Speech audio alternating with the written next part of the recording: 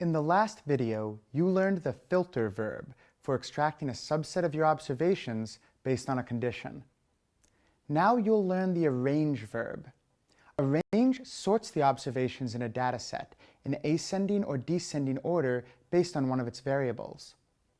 This is useful, for example, when you want to know the most extreme values in a dataset.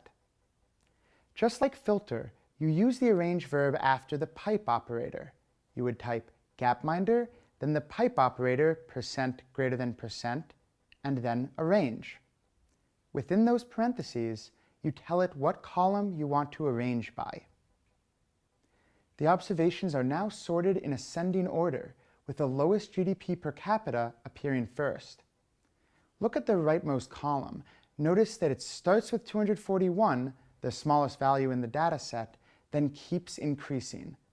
You can see that the country-year pair with the lowest GDP per capita was the Democratic Republic of the Congo in 2002. Just like with filter, the gapminder object itself is unchanged. Arrange is just giving you a new, sorted dataset. Arrange also lets you sort in descending order. To do that, you'd put DESC, for descending, around the variable that you're sorting by. This lets us see that the country-year pair with the highest GDP per capita was Kuwait in the year 1957. Looking across all countries and all years might not be that useful. Suppose you wanted to find the highest GDP per capita countries in just one year.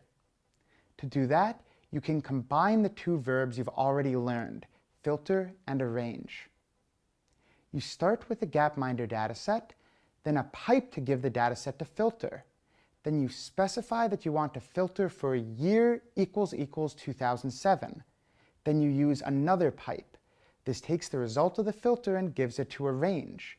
You specify that you want to sort in descending order of GDP per capita. This shows you that the countries with the highest GDP per capita in 2007 were Norway, Kuwait, Singapore, and the United States. We can explore many such questions with various combinations of dplyr verbs.